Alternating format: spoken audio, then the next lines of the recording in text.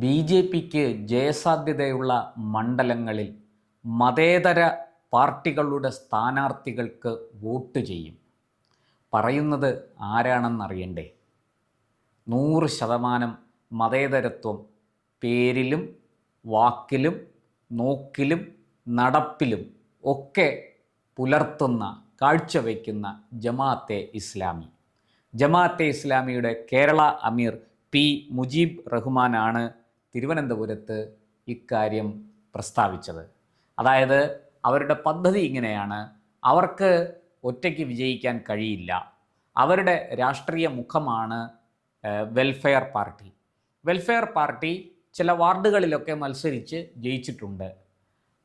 പക്ഷേ ഒരു നിയമസഭാ മണ്ഡലത്തിൽ മത്സരിച്ച് വിജയിക്കാൻ ആവശ്യമായ വോട്ട് അവരുടെ കയ്യിലില്ല. അത്രയും സംഖ്യ വോട്ട് അവർക്ക് ഇന്ന് കേരളത്തിലെ ഒരു മണ്ഡലങ്ങളിലും എടുക്കാനില്ല. പക്ഷേ അവർ പറയുന്നു, ഞങ്ങൾ കേരളത്തിലെ ഈ വെൽഫെയർ പാർട്ടിയുടെ മാതൃസംഘടനയായ ജമാഅത്തെ ഇസ്ലാമി പറയുന്നു, ഞങ്ങൾ കേരളത്തിൽ ബി ജെ പിക്ക് ജയസാധ്യതയുള്ള മണ്ഡലങ്ങൾ, ആ മണ്ഡലങ്ങളിൽ ഞങ്ങളുടെ വോട്ടുകൾ ഞങ്ങൾ മതേതര പാർട്ടികൾക്ക് നൽകും. വെൽഫെയർ പാർട്ടിയുടെ താല്പര്യം ഞങ്ങൾ ഇക്കാര്യത്തിൽ സംരക്ഷിക്കില്ല. അവിടെ വെൽഫെയർ പാർട്ടിക്ക് ഒരു സ്ഥാനാർത്ഥി ഉണ്ടെങ്കിൽ പോലും ജമാഅത്ത് ഇസ്ലാമിയുടെ വോട്ട് ഞങ്ങൾ മതേതര പാർട്ടികൾക്ക്, അതായത് ബി ജെ പിയുടെ ജയസാധ്യതയെ വെല്ലുവിളിക്കുന്ന തൊട്ടടുത്തെത്തി നിൽക്കുന്ന പാർട്ടി, അത് എൽ ഡി എഫ് ആണെങ്കിൽ, ഇടതുപക്ഷമാണെങ്കിൽ അവർക്ക് കൊടുക്കും, യു ഡി എഫ് ആണെങ്കിൽ അവർക്ക് കൊടുക്കും. ഇതാണ് അവരുടെ ലൈൻ. നോക്കൂ, എത്ര രസകരമായിരിക്കുന്നു കേരളത്തിലെ മതേതരത്വം. ജമാഅത്ത് ഇസ്ലാമി ആരാണ്, എന്താണെന്ന് നമുക്ക് നന്നായിട്ടറിയാം. അവരുടെ വിദ്യാർത്ഥി വിഭാഗമായിരുന്നു SIMI, students Islamic movement of India. ഈ സിമി ഒരു വളരെ ആപൽക്കരമായ ഒരു മുദ്രാവാക്യം കൊണ്ടുവന്നു. ഇന്ത്യയുടെ മോചനം ഇസ്ലാമിലൂടെ എന്നായിരുന്നു ആ മുദ്രാവാക്യം. അതിനുവേണ്ടി അവർ വലിയ പ്രവർത്തനങ്ങൾ ആരംഭിക്കുകയും ചെയ്തു. ചെറുപ്പക്കാരാണ്, വിദ്യാർത്ഥി പ്രസ്ഥാനമാണ്. അതുകൊണ്ട് തന്നെ ഈ വിദ്യാർത്ഥികളെയും ചെറുപ്പക്കാരെയും വലിയ തോതിൽ അതിലേക്ക് ആകർഷിക്കാൻ അവർക്ക് കഴിഞ്ഞു. അത് മൂത്ത് വന്നപ്പോൾ കേന്ദ്ര സർക്കാർ അവരെ അങ്ങ് നിരോധിച്ചു. അങ്ങനെ ഇന്ത്യയുടെ മോചനം ഇസ്ലാമിലൂടെ എന്ന മുദ്രാവാക്യവുമായിട്ട് രംഗത്ത് വന്ന ജമാഅത്ത് ഇസ്ലാമിയുടെ വിദ്യാർത്ഥി യുവജന വിഭാഗമായ സിമി എന്നേക്കുമായിട്ട് നിരോധിക്കപ്പെട്ടു എന്നുള്ളതാണ് സത്യം. ഈ നിരോധനം മാറ്റാൻ അവർ പല രീതിയിൽ ശ്രമിച്ചിട്ടും നടന്നില്ല. ഇപ്പോഴിതാ ആ നിരോധിക്കപ്പെട്ട ഈ പഴയ സിമിക്കാരെല്ലാം ഇന്ന് മറ്റു പല സംഘടനകളിലേക്കും ചേക്കേറി. മുസ്ലിം ലീഗിലേക്ക് പോയവരുണ്ട്, CPM-ൽ ചേർന്നവരുണ്ട്, കോൺഗ്രസിൽ ചേർന്നവരുണ്ട്.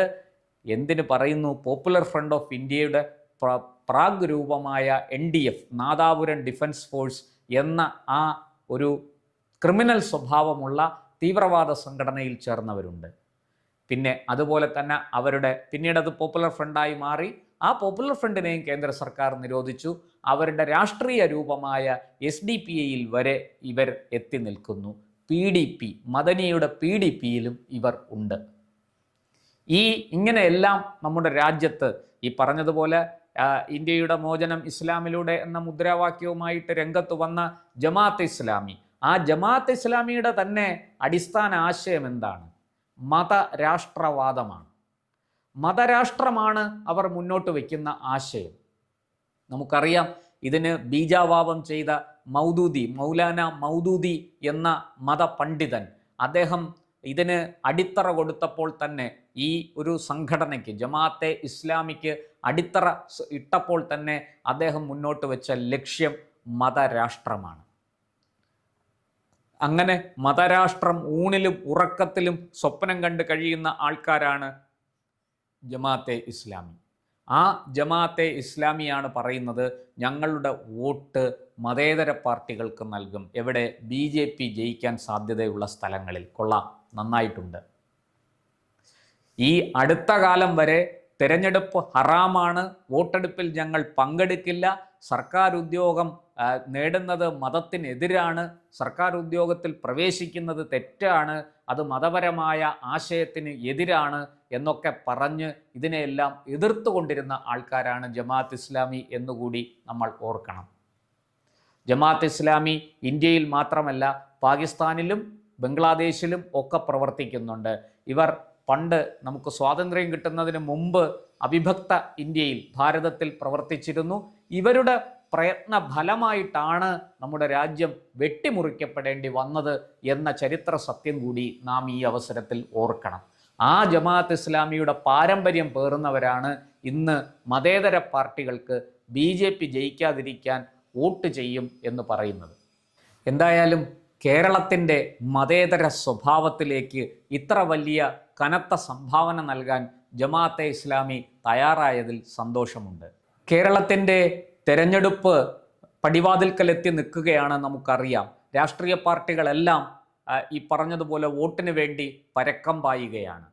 ഇവിടെ എല്ലാ രാഷ്ട്രീയ പാർട്ടികളും ആരുടെ വോട്ടും സ്വീകരിക്കും. അത് ഇനിയിപ്പോൾ ഈ പറഞ്ഞതുപോലെ സ്വാതന്ത്ര്യ സമര സേനാനിയുടെ വോട്ടാണെങ്കിലും ശരി, തീവ്രവാദിയുടെ വോട്ടാണെങ്കിലും ശരി, വോട്ടിന് ഒരേ മൂല്യമാണുള്ളത്. അതുകൊണ്ട് രാഷ്ട്രീയ പാർട്ടികൾ തരം പോലെ വളയും, ആരുടെ വോട്ടും സ്വീകരിക്കും. ഇത്തരത്തിലുള്ള ചെറിയ ചെറിയ ഈ പറഞ്ഞതുപോലെ ജമാഅത്ത് ഇസ്ലാമി പോലെയുള്ള സംഘടനകൾ കേരളത്തിൽ പ്രവർത്തിക്കുന്നുണ്ട്. ഇവർക്ക് വലിയ വോട്ട് ബാങ്കൊന്നും ഇവരുടെ കൈവശമില്ല. ഇവർക്ക് വളരെ തുച്ഛമായ വോട്ട് സംഖ്യ മാത്രമേ ഇവരുടെ കയ്യിലുള്ളൂ. വളരെ കുറച്ച് ആൾക്കാരെ ഈ സംഘടനയിലൊക്കെ പ്രവർത്തിക്കുന്നുള്ളൂ. പക്ഷേ ഇവർ വിതയ്ക്കുന്ന അപകടം വളരെ വലുതാണ്.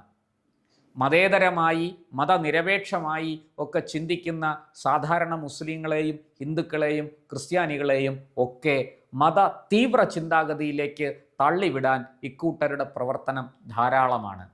ഒരു വശത്ത് ഏതെങ്കിലും അവർ പിന്തുടരുന്ന ആശയത്തിന് വേണ്ടി, ഇസ്ലാമിക രാഷ്ട്രം സ്ഥാപിക്കണം എന്ന ആ ലക്ഷ്യത്തിന് വേണ്ടി അവർ പ്രവർത്തിക്കുമ്പോൾ, മറുഭാഗത്ത് അല്ലെങ്കിൽ ആശയപ്രചാരണം നടത്തുമ്പോൾ, അതിതീവ്രമായ നിലയിൽ അവർ മുന്നോട്ട് പോകുമ്പോൾ, മറുവശത്ത് ഈ പറഞ്ഞതുപോലെ ഹിന്ദുക്കൾക്കിടയിലും ക്രിസ്ത്യാനികൾക്കിടയിലും ഒക്കെ അത് വലിയ അസ്വസ്ഥത ജനിപ്പിക്കുന്നു, ആശങ്കയുണ്ടാക്കുന്നു.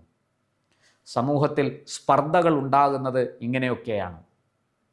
ജമാഅത്ത് ഇസ്ലാമി ഉണ്ടായ കാലം മുതൽക്ക് തന്നെ ഈ പറഞ്ഞതുപോലെ മതരാഷ്ട്രവാദത്തിന് വേണ്ടി അരയും തലയും മുറുക്കി രംഗത്തിറങ്ങി പ്രവർത്തിച്ചവരാണ്.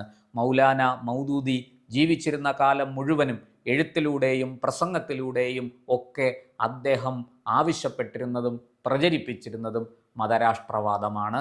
മതരാഷ്ട്രമെന്ന ആവശ്യമാണ് അദ്ദേഹം ഉന്നയിച്ചിരുന്നത്. എന്തിന് പറയുന്നു, ഇന്നിപ്പോൾ ഇതാ അവരുടെ മറ്റൊരു പ്രമുഖനായ പണ്ഡിതൻ ഷെയ്ഖ് മുഹമ്മദ് കാരക്കുന്ന് അദ്ദേഹം പറഞ്ഞിരിക്കുന്നു, ഈ പറഞ്ഞതുപോലെ ഇസ്ലാമിക് റിപ്പബ്ലിക്കിലല്ലാതെ നടത്തുന്ന മതാനുഷ്ഠാനങ്ങൾക്ക് പവിത്രത ഉണ്ടാകില്ല എന്ന ഒരു വാദം പോലും ഈ ജമാഅത്ത് ഇസ്ലാമിയുടെ നേതാവായ ഷെയ്ഖ് മുഹമ്മദ് കാരക്കുന്ന് മുന്നോട്ട് വച്ചിരിക്കുകയാണ്. നേരത്തെ അദ്ദേഹം ഇതിൻ്റെ തലപ്പത്ത് ഒക്കെ ഇരുന്ന് പ്രവർത്തിച്ച ആളാണ്.